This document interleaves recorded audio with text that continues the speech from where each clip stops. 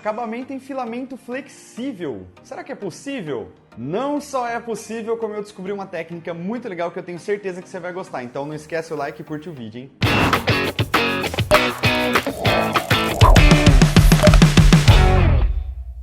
Fala pessoal! E aí, tudo bem com vocês? Então já estamos aí, né, no quarto episódio da saga Eu Vou Virar o Batman. Se você não viu os outros 3 episódios, eu recomendo muito que você veja porque tá lotado de muitas dicas e técnicas que eu usei pra fazer a armadura do Batman, né, pra gente chegar até aqui. E no episódio passado, a gente fez então a impressão da proteção de pescoço, né, aquela parte que vinha até aqui, com o filamento flexível. Então eu dei várias dicas lá de como você salvava a sua impressão também, ficou muito legal. E como vocês viram no vídeo, a impressão ela não ficou tão legal assim, ela teve um monte de retrações, né, as linhas acabaram aparecendo um pouco lá, e aí eu fiquei pensando, poxa, como é que eu vou fazer agora para dar um acabamento legal aí nessa peça, para deixar ela lisinha, com um aspecto mais legal. Então foi aí que eu saí em busca de várias soluções aí, ou de alguma solução que me permitisse dar um acabamento legal no filamento flexível. E eu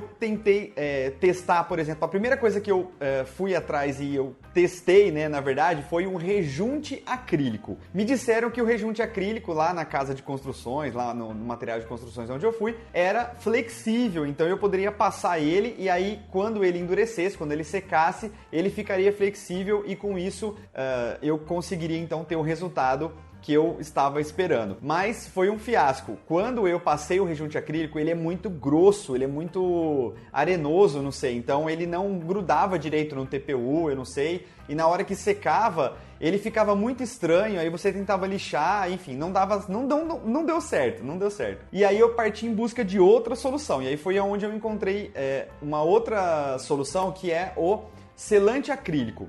Eu tô olhando ali para eu lembrar. Foi o selante acrílico. Essa solução, ela me pareceu um pouco melhor, tá? Ela é uma solução mais pastosa, que quando você passa ela no TPU, parece que ela adere mais ao TPU, e depois que seca, e aí só que ela demanda um tempo de secagem muito longo, tipo cerca de 24 horas para secar, e aí quando ela seca, ela forma uma casquinha que você pode sim passar uma lixinha. E depois de seca, de lixada, quando você flexiona a peça, né, o filamento flexível, ela não racha. Então essa também é uma possível solução para quem quiser dar um acabamento legal aí nas peças de filamento flexível, e não é uma solução tão cara. Eu acho que eu paguei em torno de R$18, se eu não me engano, ou R$20 num tubinho como esse. Ela não é muito fácil de aplicar, você tem que colocar naquelas pistolas de aplicação, igual de silicone, né? Então não é muito simples de aplicar, demora muito tempo para secar e talvez você tenha que passar várias camadas, porque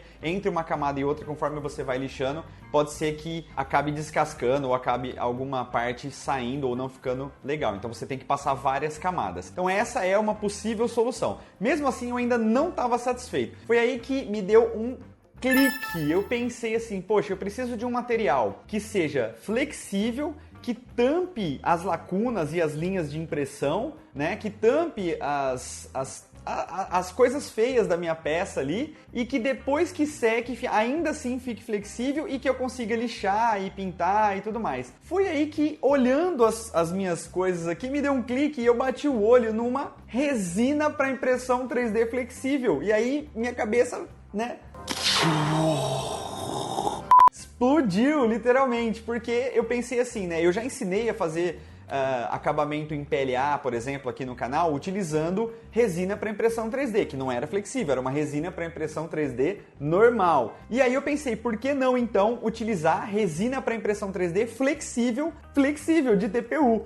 E foi exatamente o que eu fiz. Então confere aí os passos para que você também consiga fazer o seu acabamento em filamento TPU ou flexível.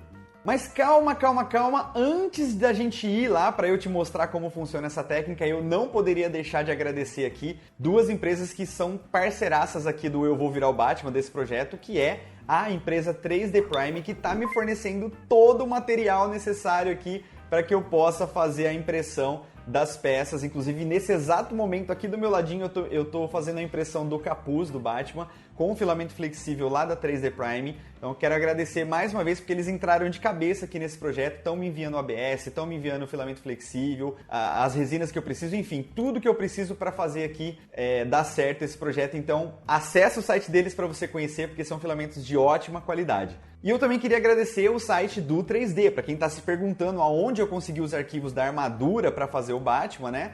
É lá do site do 3D.com, que é um site excelente para quem quer cosplay, acessórios de cosplay, tem tudo lá. Eu estou deixando os 2 links aí na descrição, então muito obrigado. E agora chega de enrolação, vamos lá pro vídeo. Calma, eu sei que você deve estar pensando que a resina flexível pode ser um pouco cara, mas eu te garanto que ela vai render bastante, hein? Para você ter ideia, esse pouquinho que eu coloquei aí no copo vai dar para passar pelo menos umas 3 demãos de resina naquela peça que vai no pescoço e ainda vai sobrar resina. Eu recomendo também que você utilize um pincel com cerdas macias, porque isso vai facilitar bastante na hora de aplicar a resina. E como a resina flexível é transparente, eu também recomendo que você utilize um pouquinho de corante nela. E pode ser corante de qualquer cor. Isso vai facilitar para que você veja aonde você já aplicou a resina e aonde você não aplicou ainda. Aí não tem segredo, com o pincel você vai aplicando na sua peça e, de preferência, sempre em regiões pequenas.